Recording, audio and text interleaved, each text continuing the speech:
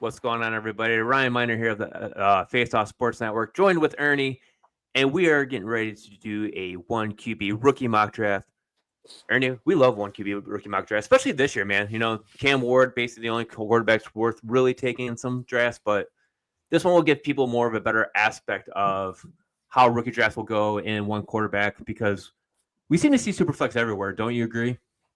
Yeah, man, Superflex is definitely taken off, and now especially within like the Dynasty community, Superflex has taken over. But yeah, no, everybody loves that. Traditional 1 QB leagues. Those are what all redraft leagues are. So yeah, it's very refreshing, especially when you get a class like this where it's like the quarterbacks were but you have a really deep running back class, really deep tight end class, some stud wide receivers. So very fun class. All right, so we got 1QB. PPR, let's make it tight end premium. All right, so we at least show anywhere where the tight ends can go. And with me, I tried to give you the first pick, but you had to be a jerk and give me the first pick. And I think I'm going to do the obvious one. You tried to steal the 1.2 from me. That's what happened. I tried to trade down. I tried to trade down, okay? I tried to give you a beer, anything, a hot dog for this Memorial Day, but you weren't down for it. So I get stuck with it. I'm a Sabrett guy, so give me 2 Sabrett hot dogs. I'll take 1-1. Okay. Screw it. Give me Genty. Genty it is. Obvious pick, top 10 pick. As we've seen, top 10 running backs who've been drafted in the NFL draft have very good fantasy RB1 potential finishes. So Genty is the pick. Number 2, what can Colston we say? Loveland. No, it's not even Colston Loveland. I'm kidding. It's Matthew Golden. No, I'm with you, man. I think we both know who this pick is. We both love it. Yeah, like if anyone hasn't heard like you and I talk about how much we love Jim Harbaugh running backs, a running back that should have went to Michigan, I'm gonna beat this thing will be beaten so bad it'll basically look like carpet rubbed through all the way down to the bottom of the floor. Because I will run it back and forth so many times saying it that it's just gonna be worn out. And that's Marion Hampton. Yeah. He might not be the RB1 this year there, but next year for sure. This is where the draft, I think, gets interesting. Yes, it does. So you're at the 103. Here we are, 1QB, PPR, tight end premium. How would you go here right now at the 103? Do you go wide receiver? Do you go running back? Or do you go tight end? I mean, I'm gonna go unorthodox here. Like I would take Henderson over both of these wide receivers. I like it. Here's why. Before everybody thinks I'm crazy. I wasn't the biggest Tet guy, through the whole draft process. He was great at Arizona. The thing is like he seems more of like just a big, wingspan receiver. He doesn't really have the best separation. So he's more of a yak merchant. And you'll read that, on Twitter forums. Like a lot of people, they'll have their concerns with him. And again, he goes to the Carolina Panthers, who I don't hate. I think they'll actually be a scrappy team this year. I like the Panthers. I think the NFC South is pretty weak outside of the Buccaneers. But I don't know. Just Bryce Young, like it just doesn't do it for me, And then you have Travis Hunter, who's the biggest question mark in this draft. This kid's either going to be an elite stud, right, or he's just going to be the number 2 on the Jaguars that, plays half of his snaps on defense. So it's just like, I don't know what I'm getting with Travis Hunter. Is he going to be that elite slot receiver and put up Chris Godwin production? Then sure, man, he's worth the 1.3. But do we personally know how much they're going to use him at wide receiver? I thought he was a better corner than he was receiver. And that's what, Florida State recruited him as. That's what he was first at, Colorado. And then they were just like, oh, this kid's a freak. We can play him both ways. So I think he's a good football player. He's awesome. But when it comes to fantasy, I think, he's a human being. So I would imagine that he's going to play 50% on defense, 50% on offense. Again, that's speculation. And he's behind Brian Thomas. Brian Thomas is a beast. Like the offense is still going to run through Brian Thomas. So it's not like Travis Hunter will ever be the one there. So give me Travion Henderson because, I know Travion Henderson is a beast. He's arguably the best running back, or one of the best from this class. He lands in a perfect situation. You have Mike Vrabel take him. Travion is probably the best pass protecting back in the entire class. Patriots just made significant investments into their offensive line. Vrabel's going to try to run the air out of the ball just like Harbaugh. So it's like, dude, give me. I'm not really scared of Stevenson. Sure, will he get some touches? Of course. To spell Travion, they don't want him to die his first year. But Travion's going to be doing everything. He's going to be catching the ball. He's going to be playing third downs. Like he is one of the best He's actually the best pass protecting back in the entire class. So they're definitely going to feel confident in playing him on third down. This kid's going to get a ton of catches, and he's going to get a lot of volume. They're going to use him as that Swiss Army knife. And so I'm taking Travion here. I actually think he's one of the safer picks out of those three. All right, I'm gonna not be so longevity on these players. I'm going Ted McMillan this pick. You weren't that high on him. I'll take him high here. Number 8 pick gives Bryce Young a nice weapon to add to that offense, and definitely has a high point of the ball. He's definitely a high point type of wide receiver. Give some of the deep threat, and Leggett was not exactly what they were hoping to get, so they make up their mistake now by getting Ted McMillan here. Yeah, back to you at the 105. This is where I'll take Travis, because now it's like, okay, now the board's making a little bit more sense where it's like, I love Judkins. I have no faith in the Browns. I also I love Caleb. I have no faith in the Steelers. So I'm going to take Travis Hunter. I'm going to hope that the elite talent is what everybody's saying, and he comes and he takes over that slot role for the Jaguars. I like it. I mean, that's a tough one too because Ted McMillan's looking at the wide receiver one. I struggle with Travis Hunter because, like I already said about Brian Thomas Jr., you're putting him as the wide receiver 2 on this team and taking him this high. I don't know. I'm iffy about it. We'll see how it really goes. You know what's crazy, man? I like Ibuka's Dynasty outlook better than Hunter. I know I'm gonna get made fun of and get called crazy for that, but I love it. Crazy. I think you're smart. That's a smart move. I don't see anything wrong with that. I appreciate it, man, because it's just like I think Ibuka, he's like a JSN where it's like I know for a fact in a year or two tops this kid's gonna take off. Like he was a beast at Ohio State. He reminds me a lot of Amon-Ra St. Brown, where it's like again Travis Hunter was like also like we all watched him play at Colorado. It's just again that DB tag really throws a wrench in everything, and you have Brian Thomas. So how big will the fantasy impact be? All right. With this being tight end premium, I think you know which way I'm going. Oh, take him. Do it. Yeah, 106, I am going Colston Loveland. Wow, yes, you're over Warren? Wow. Yeah. Okay. I like quarterbacks over no quarterbacks. So, I mean, I don't really think Caleb Williams is that much of a quarterback, but it's definitely a better quarterback than what they have in Indianapolis, no matter. Sure. I mean, you and I could be a better quarterback there, I feel like. So, taking Colston Loveland, this could be the year. Yeah, he might not be a tight end one, but remember how much we were knocking down Brock Bowers? Yep. And it's not saying he had a quarterback situation. Yeah, okay, you can say the same thing about Tyler Warren, but Tyler Warren is also a lot older than Colston Loveland, and Colston Loveland performed year after year where Tyler Warren kind of needed that next year to go. So, yes, it's a crowded backfield, but I think Loveland will be taking the next step within the next year or two. Coming back to you at the 107. How do we feel? Are you going tight end? Are you taking Warren now that I pass on him? You started the run, man. I'm going to take this year's actual Brock Bowers, and that is my boy Tyler Warren. So, I mean, dude, look, there's a lot more production from Tyler Warren in college than Loveland. Me personally, Tyler Warren is the only college football tight end that I've watched that even comes close to Brock Bowers. This kid's a stud. I do think there's a lot to like here. So Steichen, you go back to his Philly days, the offense has always heavily featured the tight end. I think that's why they're willing to spend, a top 15 pick on a tight end. And then, yeah, the quarterback, that's a really valid point, and that's a very, valid concern. I just think I don't think Anthony Richardson is very good. I think what I'm banking on is I think Daniel Jones actually wins that job. I think Daniel Jones is better than people think. I think he got the blame for a bad Giants team and roster and offense. And it happens everywhere. Like Sam Darnold, same thing, right? Like Sam Darnold got the blame for the Jets. He goes to a good situation. It's like, holy crap, he throws for 4,000 yards, 30 touchdowns. Am I saying Daniel Jones is going to do that? I'm not.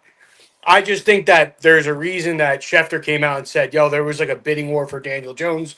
A lot of the teams are higher than him, on him than the public consensus. I think Steichen is smart. This is more of me banking on Steichen. He's either going to get the best out of AR-15 this year or Daniel Jones is going to win that job. I think, kind of similar to what you're saying, like Caleb is better than those two.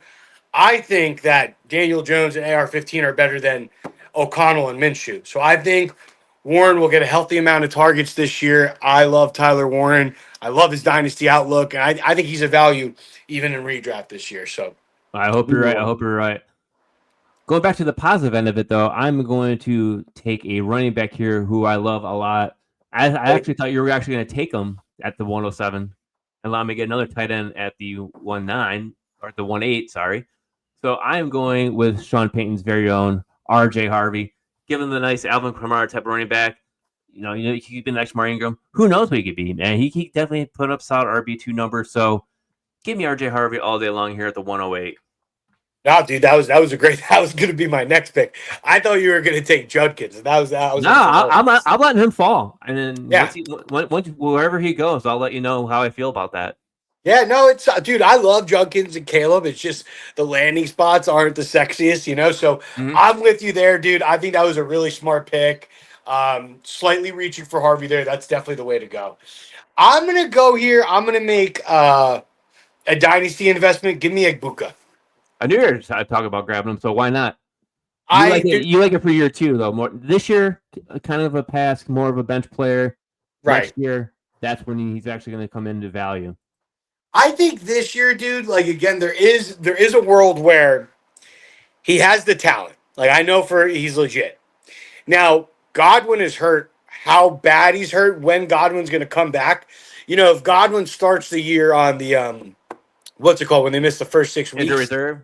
Yes, and if he's on the IR and Egbuka gets those first 6 weeks out of the slot, I mean, even when Godwin comes back, if Egbuka, Baker are connecting, he's going to be heavily factored, throughout the year. So I think this first year, though, like more realistic expectations are he'll be on the field 3 wide receiver sets. You're praying for Godwin to have a slow start, come back later in the year.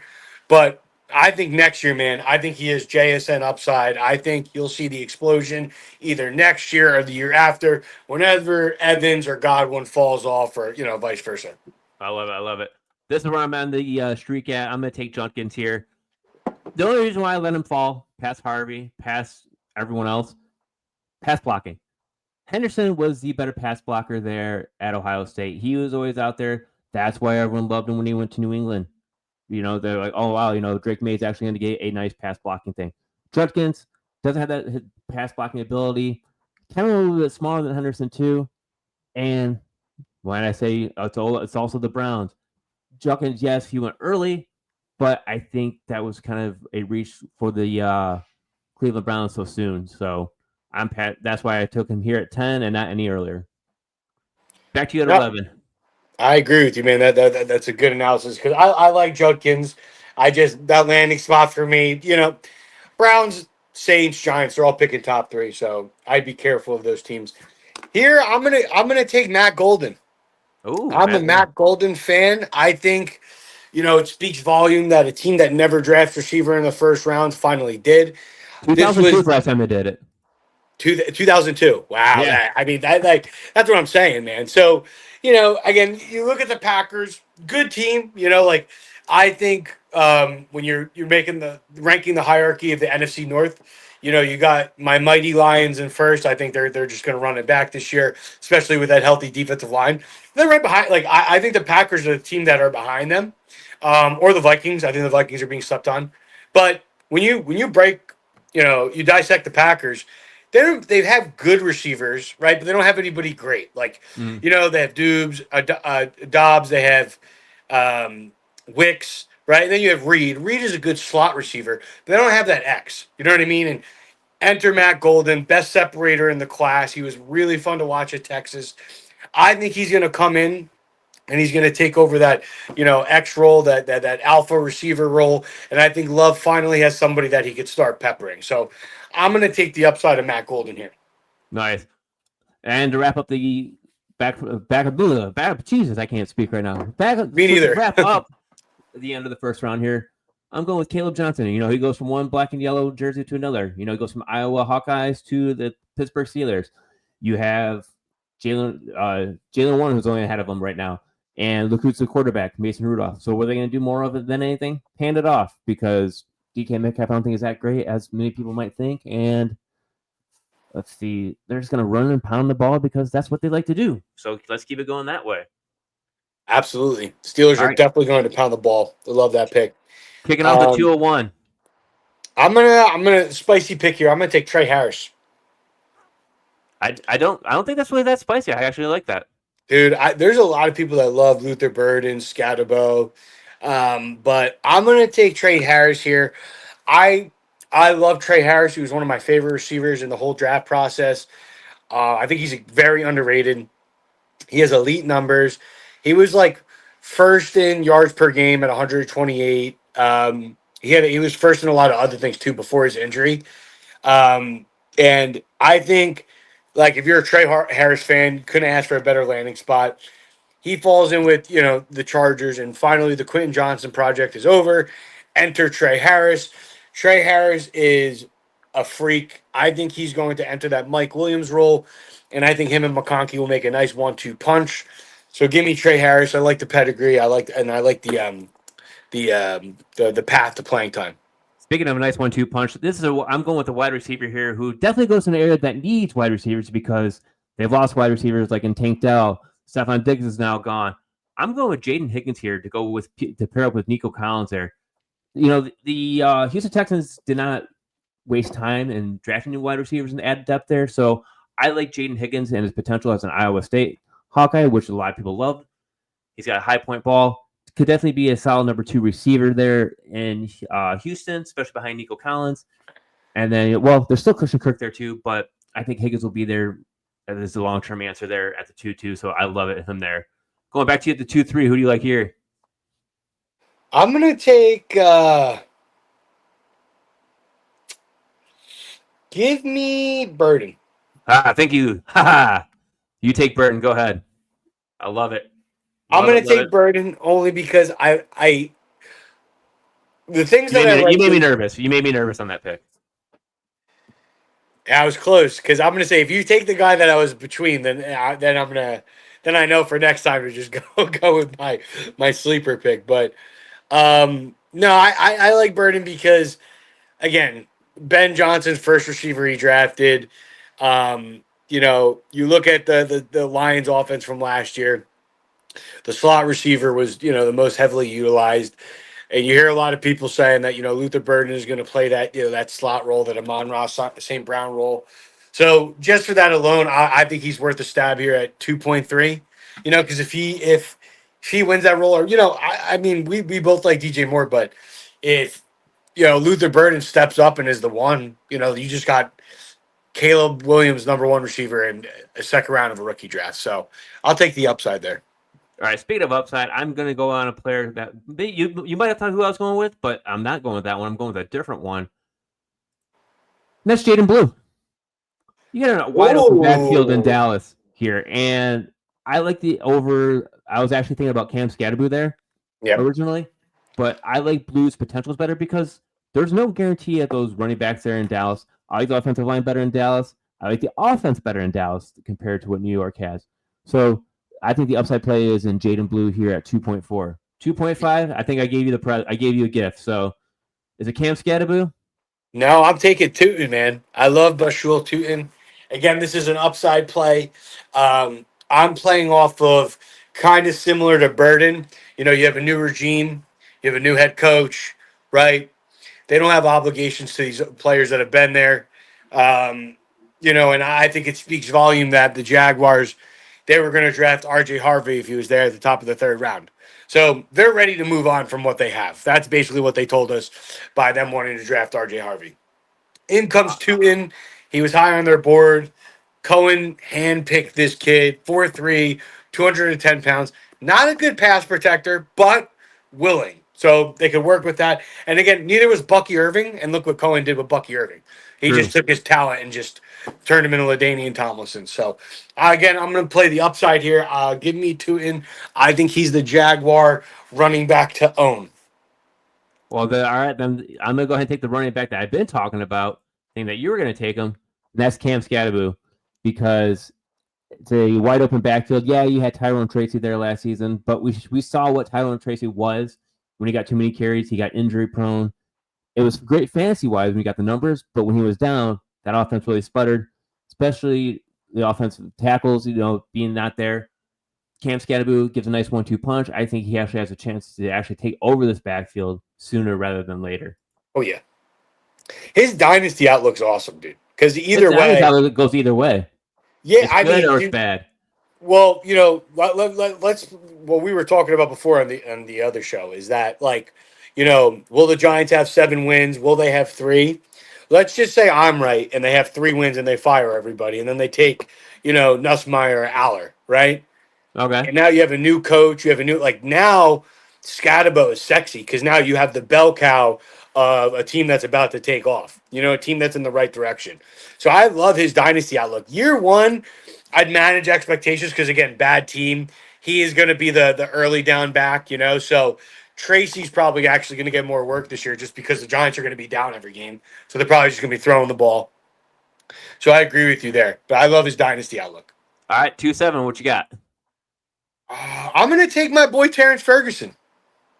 Oh, Terrence Ferguson, the LA Charger. Yeah, the Ram. I almost called him LA Charger.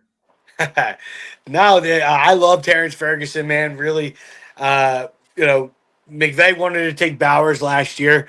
Obviously, he went at 13. He didn't last. 19, I believe they picked, and they took first. He didn't make it, but they obviously have wanted a tight end, for a while now. This year, they were going to take Ferguson in the first round, but then Atlanta called them and gave them a crazy offer that they couldn't decline. And they actually still got their guy in the second round, which was awesome for them. McVay has comped him to Kelsey. I just think, dude, this kid is legit. There was a lot of offensive minds in the NFL that were high on Ferguson. And I just think that year 1, I don't know. I wouldn't expect to see too many dividends unless he's a beast, which he very well could be. I think the talent's there. But Higbee's a good player.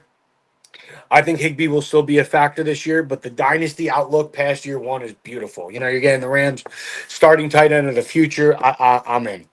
Yeah, that was a little tough on me, but I'm going to go ahead and jump at the 2-8, and I'm going with the wide receiver I actually thought you were actually going to take over Ferguson. And that's Jack Beck. He has no competition really outside of Brock Bowers there.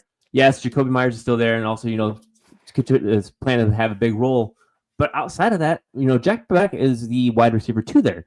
Yeah. He might not be the wide receiver. He might not be the number 2 pass catcher, as this offense is going to run them more through Ashton Genty, as we saw in the draft early.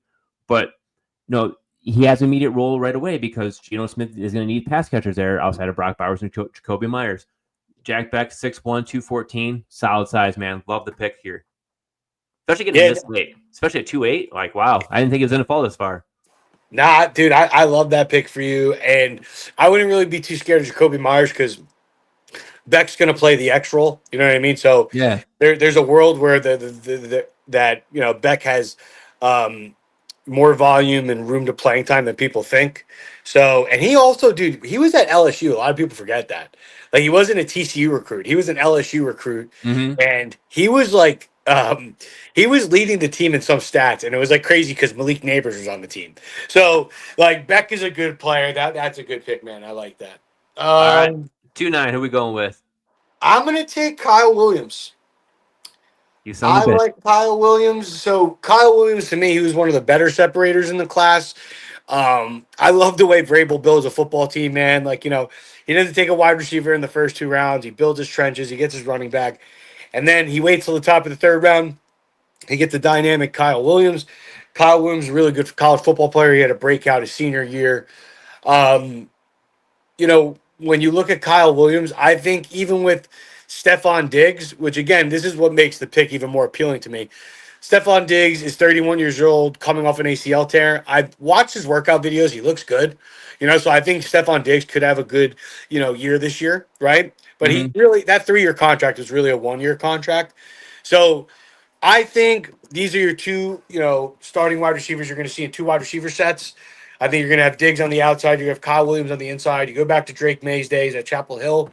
He loved targeting his slot receiver. That's why Josh Allen had some big years. So I think there's some PPR value here from year one, and there's the upside to actually potentially be the Patriots' #1 wide receiver if everything fell correctly. So give me some Kyle Williams. Love it. Love the aspect. Love the take on it. I 100% agree with you. 210 here. I'm going to let the fall stop. It's a 1 QB, but I'm going to take a quarterback here. And that's the #1 overall pick in Cameron Ward. Mayonnaise boy will not be starting that much longer if he even does start. As you can see, like Tennessee as right now has a 50-50 split, but I don't believe it. I think Cameron Ward's going to be the quarterback there. And this is the point in the draft where I feel more comfortable taking a quarterback because the upside there of knowing that he's going to be a starter compared to any other players coming along here, I feel is the better opportunity to take a quarterback late. And especially getting here late the second, I feel it's the smartest idea for fantasy football dynasty managers. 100%, man. That's a great pick. 211. I'm going to take a little bit of a reach, but tight end premium. I'm going to take Arroyo from Seattle. So I like this player a lot. Why I like Elijah, I was just pulling up my notes on him. So he was hurt, so his value kind of fell in the draft. A lot of people think he really is a first-round talent. Now the Seahawks snatch him up. Now, I've been reading a lot how they think he can actually play X receiver. So, and again, he's that freakish, but if you're getting a tight end in fantasy football that's being utilized as a wide receiver, right? That's going to, equal fantasy points. So, I think they have, a vision for this kid to be an absolute weapon, whether he lines up at tight end, he lines up outside, but he's a big, fast receiver. I like him. Give me him in TE premium. Nice. I like that one. I like that pick a lot. And I actually thought you were going to take another tight end over that one. So thank you for that gift. And I'll be happy to take Mason Taylor here as the New York Jets. Now, you look at what they have there. They have Garrett Wilson. Who else they have at receiver, really? No one, really, to be honest with you. So Mason Taylor has the opportunity to be the #2 pass catcher there in your Jets, especially with the way that God dang, who's the quarterback there now? I'm having a stump brain fart here. Justin Fields. Justin Fields likes to target the tight end. We saw what he did with Cole Kmet. We saw how he like Pat Freiermuth last season. Give me Mason Taylor here at the end of the second round. Happy to take a tight end at this point of the draft. Kicking off 3-1.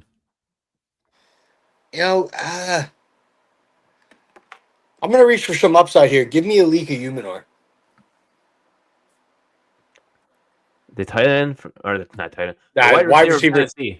Yeah. So outside of Calvin Ridley, it's kind of similar to your logic with Mason Taylor. I can't invest in the Jets, man. I don't know why. I'm going to wait till they finally figure out the quarterback position. But I like Alika here just purely because of the upside. So when you break down the Titans, they have Calvin Ridley, who still good, but he's 31 years old. So who knows how many years he has left. Outside of that, the Titans have nobody. They took 2 wide receivers in the 4th round. The first one was, I forgot his name, but he's a burner from Florida. I think Alik was the better receiver. I think he fell. I think he should have been a day 2 pick. He fell to the bottom of round 4. The Titans smartly traded back up in and got him. This kid, you watch the Colorado game, he destroyed Travis Hunter. So, he could produce versus elite competition. I think he could play that big slot receiver role. I think there's all the upside and, path to him being the wide receiver 2 on the Tennessee Titans. All right. You gave me a sweet gift there. Thanks again for this present. I'm going with Jalen Royals out of Kansas City, man. You look at what he has ahead of him. You have Rashee Rice, who also has legal issues. Xavier Worthy, definitely an upside wide receiver. One possibility as long as Rashee Rice isn't coming back. Hollywood Brown coming off injury. We don't know exactly. He's not going to make an immediate impact right away, but he makes an impact where he could actually be a nice flex play, especially here in Dynasty, and holds better long-term value from like next year on. So getting Royals, giving Mahomes another pass catcher that he needs and someone that can be reliable with reliable hands and fast speed, this like a Tyreek Hill Jr., easy to take here at the beginning of the third round. Coming back to you at the 3-3. Yeah, I do. I like that pick. I like Royals. Give me Pat Bryant, Denver wide receiver. I don't know why he's ranked this low. We went early in the third round. Outside of Cortland Sutton, the Broncos don't really have anybody. I like Marvin Mims, but I feel like he's more of a slot gadget guy. Now you have Pat Bryant, who had an 85 PFF grade in the Big Ten. Big receiver, big catch radius, great hands. And Sean Payton said it himself, man, there's a lot of similarities to Michael Thomas. That's why he liked him. Now, again, can this kid be Traquan Smith? Of course he can, right? It's not like Sean Payton's perfect, but I do respect Sean Payton's, football opinion and his mind. And he's right more than he's wrong. So, I think there's a world where this kid is the wide receiver 2 year one, and he's eventually Cortland Sutton's replacement. So give me that all day at what, 3.3 in a one? I'll take that. Hell yeah. I'm going the homer pick here because I see the future of what Brad Holmes is doing here. Brad Holmes traded three third round picks. So they traded their third round pick, another third round pick from this year's draft, and also a third round pick for next year's draft to take Isaac Tesla here. And to get him here is a solid because we know that Amon-Ra St. Brown is going to be there the next year. Next year, we don't know about Jameson Williams. They picked up a 5th-year deal. Also, Khalif Raymond and Tim Patrick. I was almost at Tim Brown. Oh, wow. Going way back there now. Are also, on a 1-year contract this year. Possibly making Tesla the wide receiver 3 next year. He's going to be a special teams contributor right off the bat. So don't expect anything from him. But in the third round, this is where you can really start throwing the darts anyway. So give me Isaac Tesla all day long. Yeah, I like that, man. Brad Holmes is like he's hit on these. I thought the first year Gibbs, Laporta, bro, Gibbs that high, but he knows what he's doing. It worked out. And yeah, no, exactly, man. And there has to be a vision there with Tesla. He thought he was the best receiver in the class, man. So I like it. I'm gonna go here again. I'm gonna reach for my favorite sleeper that now everybody knows about, Jarquez Hunter. So I'm a big SEC fan. That's all I watch every Saturday. SEC or Big Ten. I watched a lot of Auburn this year. This kid's legit. He has the juice. He's an athletic freak. He could squat 600 pounds like Jalen Hurts. He could actually dunk a football at 5'9". And you could just see that's the type of athlete he is when you watch him play. The reason why I have so much conviction in Hunter is because I was a Blake Corum fan. I love Blake Corum in college. I think he's a good football player, but we kind of saw what the Blake Corum experience looked like last year. And I think Corum, we know what he is, man. He's a good football player. He's more of a depth guy. I mean, it speaks volume that Harbaugh didn't even have a running back last year, and he opted to pass on him for Colston, right? So, I think Jarquez is easily a better player than Blake Corum. This was Sean McVay's, at his own mouth, his favorite player in all of day 3. Kyron Williams, a lot of tread on the tires. I think this kid is going to come in. He's going to be a factor from day one. I'm not saying he's taking Kyron's job outright, but there is a avenue where this is Kyron Williams' heir. If the Rams opt to not pay Kyron after this year, or maybe he gets hurt and they use that as the excuse, you could easily see Jarquez stepping up and being their running back in the future. So give me some Jarquez. All right, going here at the 3-6. I'm surprised that the wide receiver actually keeps falling, but I can understand why he's falling, just because you got Jaden Higgins ahead of him already.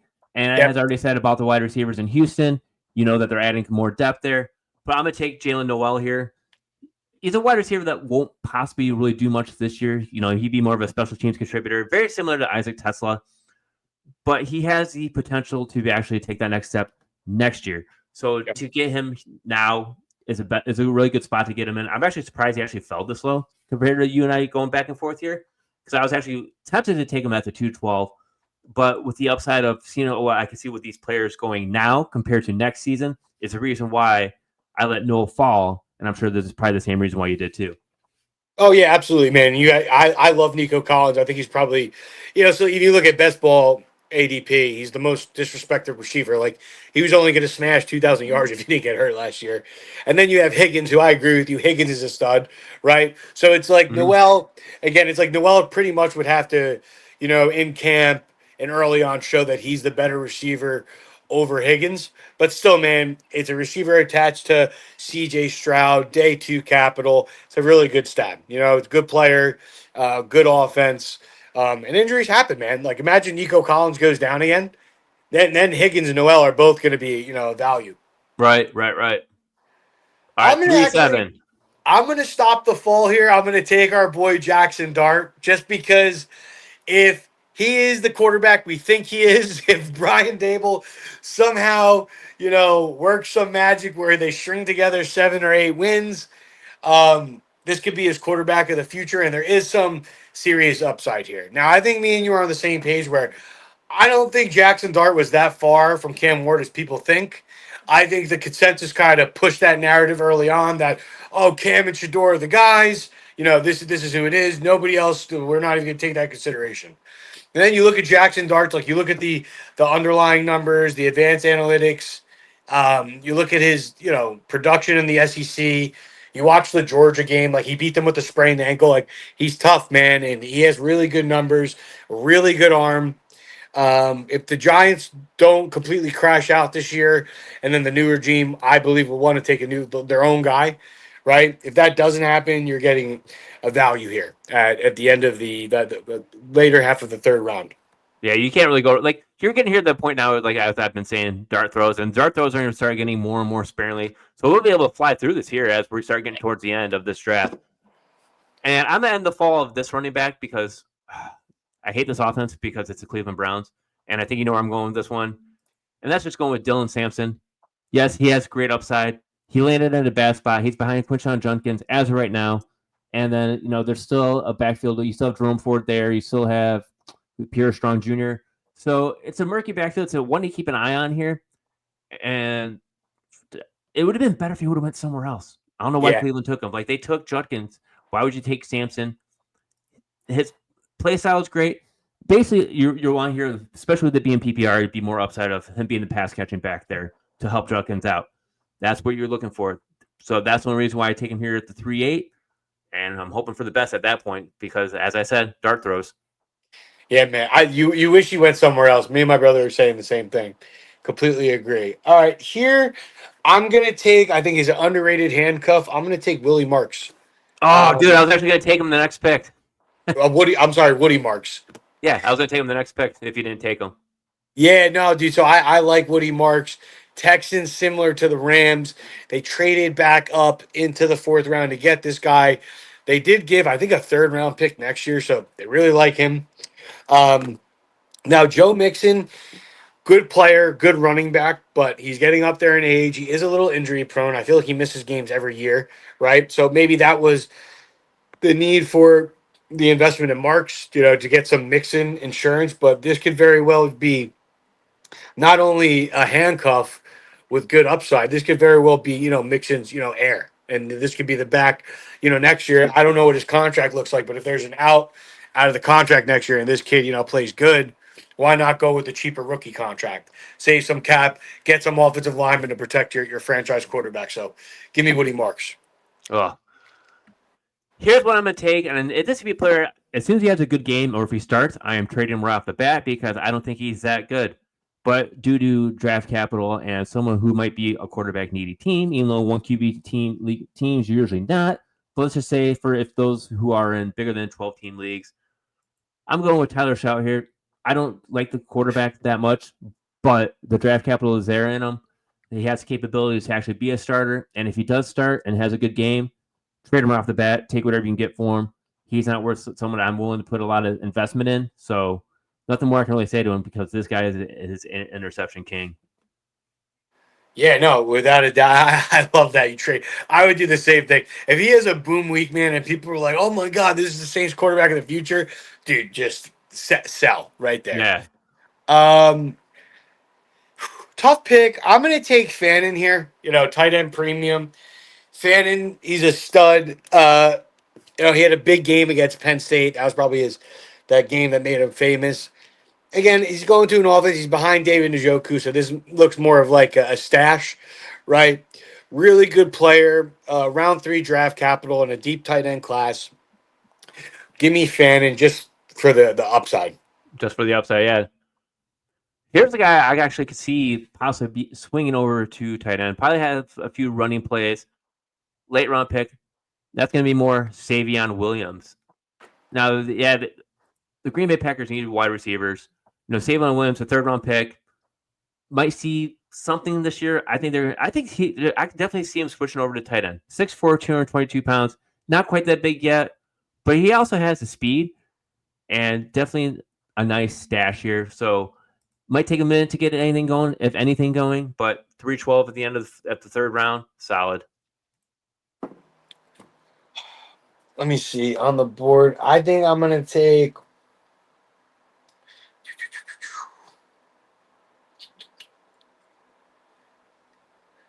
Give me Restrepo. Xavier Restrepo. Yeah, I'm gonna take Restrepo. So his 40 time was terrible. That's the reason why he didn't even go drafted. But Cam Ward, is very adamant about them signing him. Their connection already looks like on par to what it was in college. In rookie camp, they don't really have a slot receiver. I think the Titans are. There's a lot of opportunity there because they don't really have any established receivers. So this is purely upside. I'm hoping that get some Julian Edelman, Wes Welker magic. He just takes over the slot role and runs with it. All right. I like it. Going here, I'm going to go wide receiver who could be a replacement down the road. Now, I'm not going to say he's going to replace him like ASAP or anytime soon, but within the next few years, and that is Ty Felton. I can't even get out of mind. The Ty Felton, the wide receiver that's in Minnesota now. You have Justin Jefferson, obviously, there. Jordan Addison. But can they keep Jordan Addison the whole entire time? That's the biggest question that everyone's going to have because you have to pay all these receivers out eventually. Can you afford to pay him, Hawkinson, and Justin Jefferson? I don't think so. So Felton, I think, as a wide receiver 3 right now, has the opportunity to actually boost if anything is to happen with Jordan Addison being moved away. No, that's a good pick. I think I'm gonna go with here. Give me Mitchell Evans, tight end, Carolina Panthers. So I like Mitchell Evans. I think there is some, underrated upside here. Before this kid got hurt, he was an absolute monster at Notre Dame. Notre Dame has produced very good NFL tight ends before. I don't like. I think when you look at the Carolina Panthers, their roster, they have Jatavion Sanders. I'm not a Jatavion Sanders fan. I think Mitchell Evans could actually have better talent than Sanders. So tight end premium league. I think there's a chance that he actually could be the starter there sooner if as soon as this year. Give me Mitchell Evans. Nice. I like it a lot. I'm gonna go the running back here though. Back of the 4-4. We're already talking about how we hate New Orleans and that whole entire offense in general. But if anything happens to Kamara, there's a possibility he could jump in. I think he's better than Kendre Miller. And that's Devin Neal. It doesn't have much really ahead of him and doesn't have anything behind him. So to get anywhere on the field, possibly 4th round, I'll take a chance here. Throw that dart. Yeah, man. 4-5. I'm going to take Brashard Smith. So I think this is, again, Pacheco looked slow last year. They have Kareem Hunt. They don't really have. They need help in that running back room. We've seen the Chiefs literally take good running backs in the 7th round. Speaking of Pacheco, and I think they need somebody to replace McKinnon. So I think this is going to be the Chiefs' PPR back. I think he's going to be, 3rd down, out of shotgun. So that's the vision I have for Brashard Smith. I like it. Here, I'm going Ollie Gordon, man. Once he was viewed as the 101 in this year's draft. He faltered last season, but year prior to that looked freaking phenomenal. Miami got a steal, I feel like, in this draft, and they definitely give a nice running back depth that I like a lot. Ollie Gordon, I think, will be that player who actually could make a fancy impact sooner rather than later. Oh, absolutely. Just don't sleep on my boy Jalen Wright, man. That's all I'm going to say. Let me see. I'm going to take. Give me Orandi Gadsden from the Chargers, tight end. You love your tight ends. Tight end premium league, man. Give me them. Give me them all day. If I'm getting an extra point for tight ends catching a football, I'll load up on them. So Again, this is a kid. The Chargers traded back into the top of the fifth round to get him. Really good tight end class. I feel like that's why he fell, because it was just deeper, not because of his talent. Um, Harborough told him how much he loves him. There's a clear vision for this kid. And you look at the Chargers depth chart, they don't have any tight ends, man. So, again, it's a fifth round pick, but, they traded up for him. They need a tight end. So the opportunity is there. So give me Gadsden. All right, man. You left me this one here. I can't pass this one up now. I got to take it while we're here. And that's DJ Giddens. You look at what's behind Jonathan Taylor right now. There's not much. It's a Khalil Herbert. So the push for the RB2 to be behind Jonathan Taylor is something sought after. Yes, you might have Anthony Richardson running the ball still, but you're going to need a running back there. If anything happens to Jonathan Taylor here, Giddens is a definitely lottery ticket worth playing. Absolutely, bro. That's probably a really, really good handcuff pick, because I don't have any other running backs there. No, exactly. So here, I'm gonna take Jordan James. So again, fifth round pick, Niners. We see what the Niners do with day 3 guys, undrafted guys. They always, they make them better than what they are. Elijah Mitchell, Jordan Mason. So CMC, we kind of already touched on this, very injury prone, right? And then behind him, you have Garendo and Jordan James. I like Jordan James at Oregon. So I'm just going to take a shot at our 49ers running back. Yeah, I mean, absolutely. Take the chances when you can. Why not? Sometimes they hit, sometimes they don't. But like we said, whoops, I did not mean to do that. No, you can't take it back. No, I'm kidding. I was like, I could use Isaiah Bond. I could talk about that at the 410 because that'd be a true lottery ticket there. But going there here, I'm going to go with the handcuff behind Chase Brown. Good pick, Mr. Brooks. I like that. Yeah, go Todd Brooks. Bigger running back. Kind of could give him a little bit of a breather. Let's see what happens here. Who knows? I mean, there's still some running backs out there in free agency. But 410, I'm not complaining. All right, man. I saved, the best for last. Probably my deepest sleeper pick. I'm going with my boy Jimmy Horn. I love Jimmy Horn. I thought, the Colorado wide receivers outside of Travis Hunter were really underrated. Him and LeJontay Wester. Now, Jimmy Horn, man, he is an elite separator. He's a very underrated receiver. He's tough. I was actually reading about, and the camp reports, they don't surprise me. They're saying, he looks like the best receiver they have. That's including Thielen, Tet. Again, it's very early on, but this kid is good. He is a very good route runner. I think there's a world where he could be the team starting slot receiver as early as year 1. And I'm going to take a chance here on a team that's, craving weapons, a Bryce Young that's taking a step. Give me Jimmy Horn. All right, we'll do that. And to wrap it up here, I'm going to go back to the quarterback pool, but just because I think this guy has potential to do something year 2, because Sam Darnold might not be there after the season. So Sam Darnold's contract might be 3 years, $100 million, but it's truly a 1-year deal worth, I think, around 40. And I'm going Jalen Milroe here. His upside is so high. Yes, I like Shedeur Sanders here too. It's a good debate between the two of them, because if Shedeur Sanders actually is doing what they're saying he's doing in OTAs, yes, he's jumped there. But Milroe's upside, I like a lot better. He is definitely a lot better of a quarterback compared to Sanders. So give me Milroe here all day long. Yeah, man. And even if say Darnold is legit and that's their guy of the future, there's a world where I could see Jalen Milroe being like that Taysom Hill, like that athletic freak that they just use all over the field. Which, I mean, dude, he's a monster. He's very, very built. So it's a good pick.